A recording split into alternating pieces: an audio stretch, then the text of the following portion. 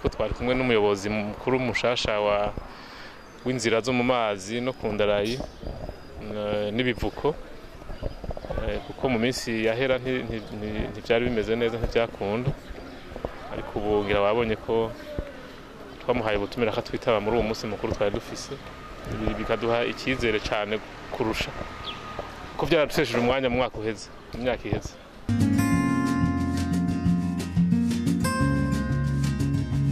Ikiduhuza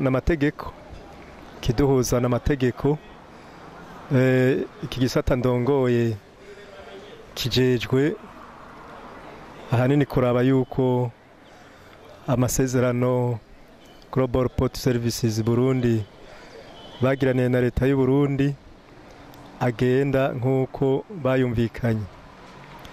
Nico tujejwe ahanini, nico kiduhuza gushika ubu. Rero umwanya ndamaze kuva mu mpera z'ukwicumi mu mwaka uheze, ndabona yuko turiko turaja ku ntumbero yo gukurikiza ayo mategeko, kuko iki gisata njejwe kirasa amategeko yagishizweho na leta y'u Burundi.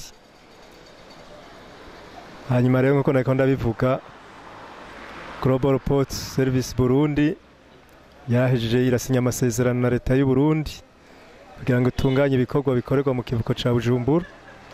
Rero gushika ubu kakanya tumaze turiko turabona yuko biko biragenda neza.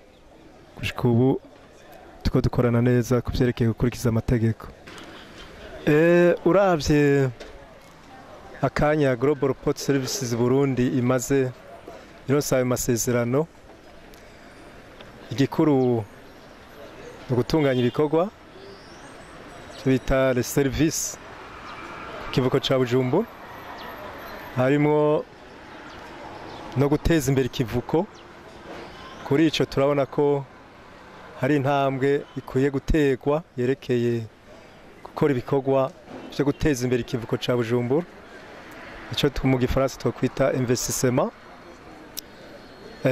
Mu migambi baduhaye bazokora mu mwaka wa 2017 turabona yuko harimo imigambi niyashikwa mu ngiro vyerekeye iterambere ry'ikivuko ca Bujumbura navyone kugiteza imbere bizoba biriko biraja mu ngiro.